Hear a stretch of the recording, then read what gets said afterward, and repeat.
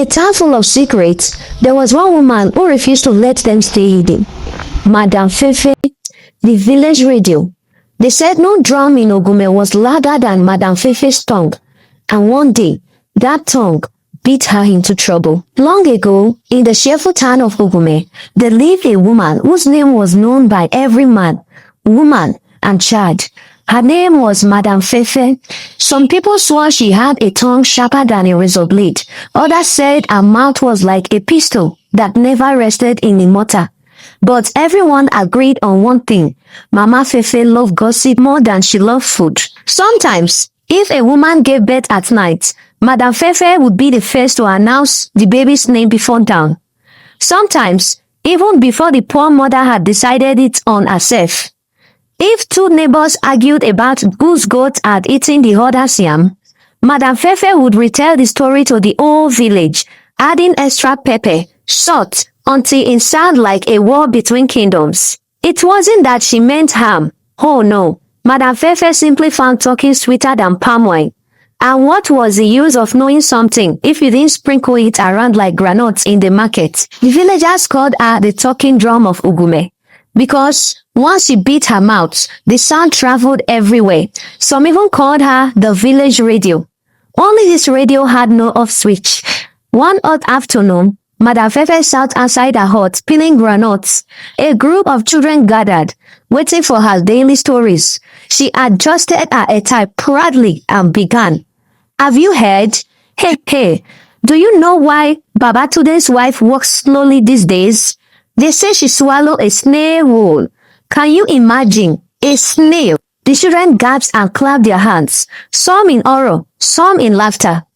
Madame Fefe continued. The truth, of course, was that Babatude's wife was simply heavy with pregnancy. But by the time Madame Fefe's story reached the ears of the marketplace, people were whispering that Ogatude's wife had swallowed not one, but 3 snails, shares, and all. Another day, Madame Fefe saw young Awele carrying water from the stream with a young man. By evening, she was telling the woman in the market, Hey, I saw Awele at the stream with a fine young man. She dropped her water pot and smiled like she saw the moon during daylight. Awele is in love. Poor Awele nearly fainted when she heard it.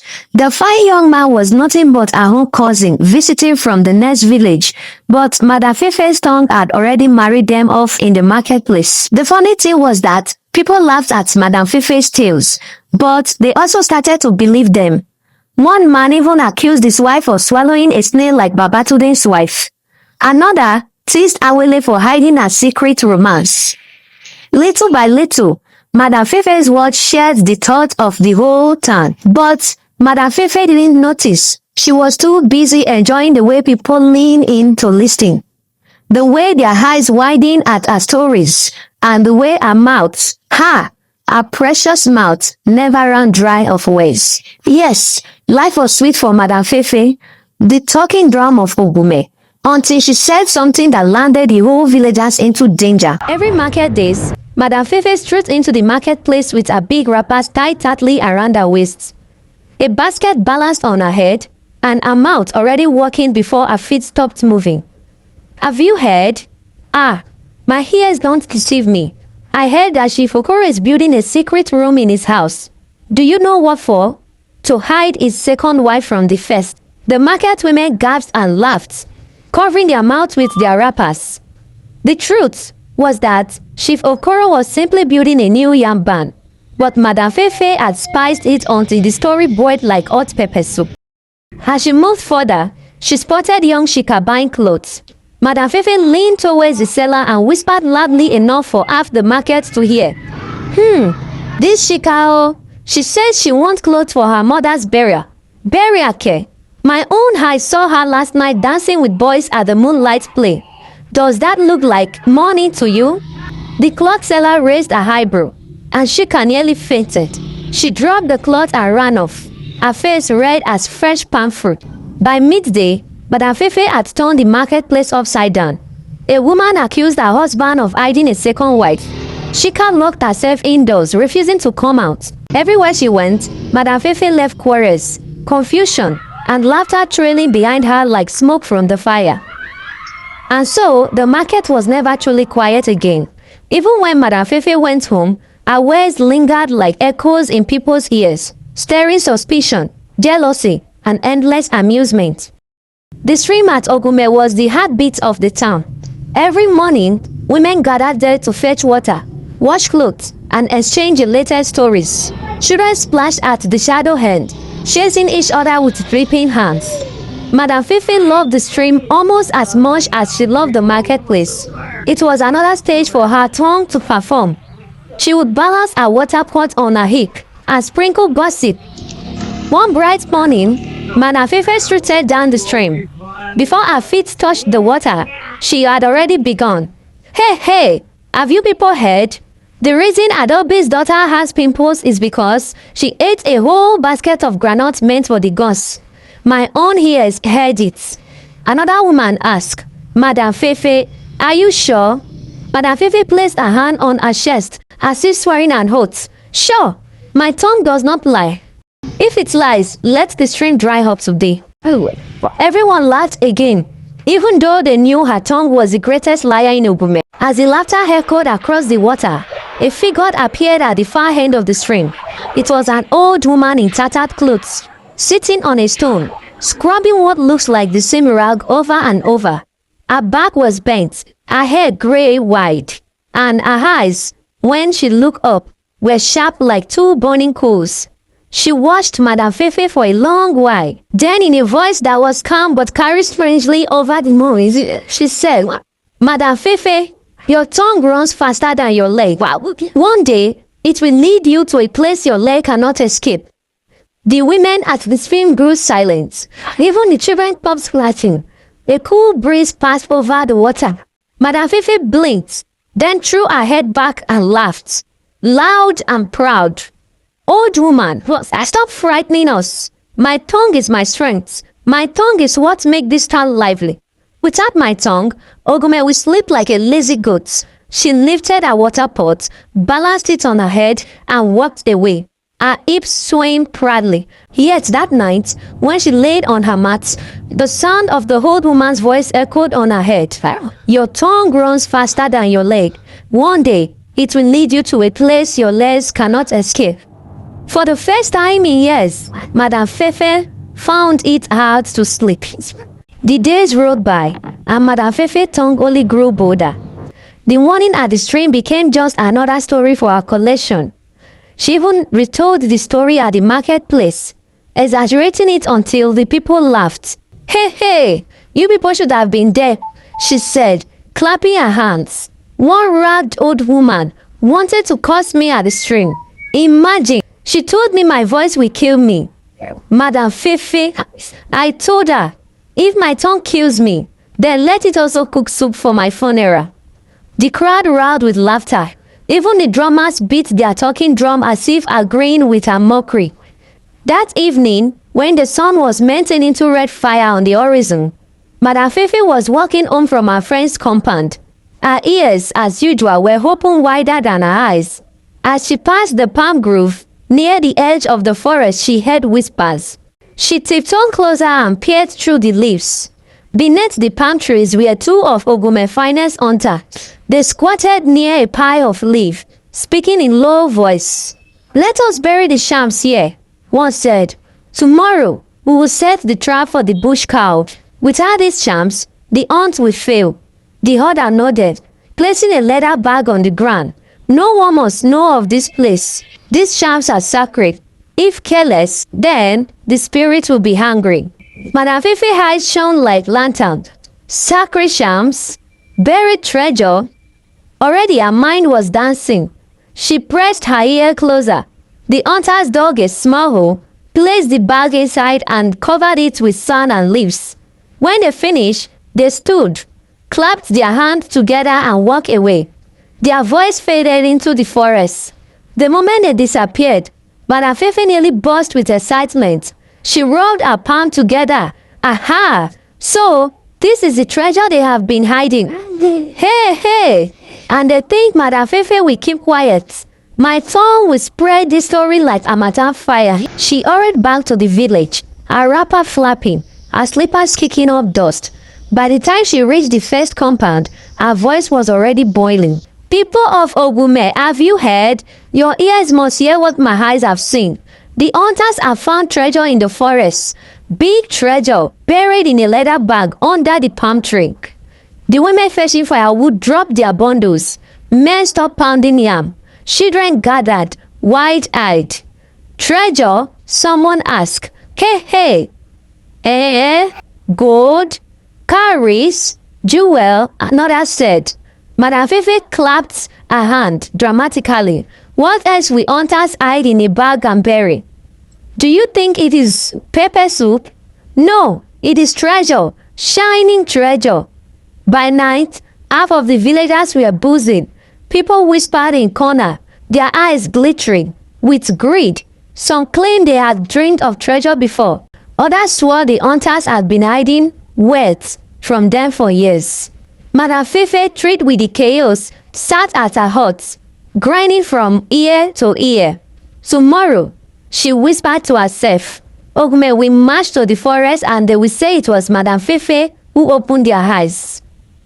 She lay on her mat, proud, her tongue resting only because her body was too tired to follow it. But in her dreams, that night she saw the old woman at the stream again, wringing a rag, whispering, your tongue grows faster than your legs, and soon it will run you into fire. Madam Fefe woke up with a start. Sweating, she shook her head. Nonsense dream. Dream are like fufu water. They pass quickly. Tomorrow, I will give this village a story they will never forget. She did not know that her tomorrow would bring not laughter, but disaster. The cock had barely crowed when Ogume stirred like a pot boiling soup. Men grabbed cutlass, women carried baskets, and even children followed, chattering like parrots. The rumor had spread through the village like palm oil on white clothes, impossible to clean. At the center of it was Madam Fefe, shooting proudly. She tied a new wrapper, bright red with yellow pattern, as if she were going to a wedding. On her head, she carried nothing, but on her tongue, she carried plenty. This way, people, she called, waving her short arms. Follow Madam Fefe, the eyes of the village. Today, we uncover the hunter's secret. So they marched past the farms, past the stream, into the edge of the forest. When they reached a palm grove, Madam Fefe raised her hand like a chief. This is the spot. Dig, my people, dig. The treasure of Ogume awaits. The men pounced with their cutlass and hoes. Sound flew, leaves scattered, sweat poured, children squealed, imagining shining gold, while women muttered about what they'll buy in the market once the treasure was shared. Then someone shouted, I feel something. The crowd gasped as a leather bag appeared from the soil. It was tied with red thread, its surface marked with strange chalk. The villagers pushed closer, jostling and shouting, Open it! Treasure is inside! Yes. Quick! Before the hunters return. Madam Fefe clapped her hand and laughed. Did I not tell you? Did Madam Fefe lie? Bring it out! Today is a new day for Ogume. The bag was untied, and at once, a cold wind rushed from the bag, strong enough to blow dust into everyone's eye. Inside the bag were no jewel, no gold, only bones, feathers, cowrie shell, and shams bound with twine. The oldest man among them, Baba Iroko, stumbled back, his face pale. These are haunting shams, forbidden things. You fools, you have broken the seal. But it was too late. That very night, goats began to die without reason. Children fell sick, shivering with fevers. The river swelled and overflowed, drowning yam heaps. Fishermen returned with empty nets. Even the palm wine soured in its calabash. Ogume was under a curse, and every tongue pointed to the same source. Madam Fefe, it was a story that led us to open the hunter's bag. She has brought disaster to the village. If not for her gossip, our children would not be sick. The once laughing crowd now gnashed their teeth in anger. At dawn, the hunters returned, their faces thundercloud dark. One's voice shook the air. Who has touched our charms? No one answered at first. Then a child, innocent and blunt, pointed. It was Madame Fefe. She told us treasure was here. The crowd roared. Women shook their heads. Men clenched their fists. Madame Fefe stammered, her wrapper slipping from her shoulder. No, no, no. I did not mean harm. I only told what I saw. How was I to know it was juju? But the chief's messengers seized her by the arms. They dragged her before the village square, where the drumbeat called everyone to gather. The chief himself sat under the iroko tree, his staff of office gleaming in the sun. Madame Fefe, he said, his deep voice echoing, you have used your tongue like a cutlass cutting peas into pieces. Because of your gossip, Ogume suffers. What do you say for yourself? Mama Fefe fell to her knees. Her hands trembled. Great chief, forgive me. My tongue runs faster than my sense. I only wished to entertain, to make people laugh. The crowd hissed. Lies? She loves trouble. She mocks even old women at the stream. Her gossip has killed our goats. The chief raised his hand. Silence fell. He looked at Mama Fefe for a long moment, then struck his staff on the ground. From this day, Mama Fefe, your gossip is banished. No one in Ogume will answer your tongue. If you speak, they will turn away. If you laugh, they will give you silence. If you spread a story, it will fall dead on the ground. A murmur swept the crowd.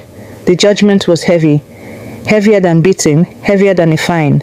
For Mama Fefe, who lived on gossip, silence was death itself. Days passed. At first, Mama Fefe thought she could manage. She stood in the market, eager as ever, and shouted, Have you heard the new story? But the women turned their backs. Even the children avoided her, whispering, Shh, don't talk to Mama Fefe. The chief said so.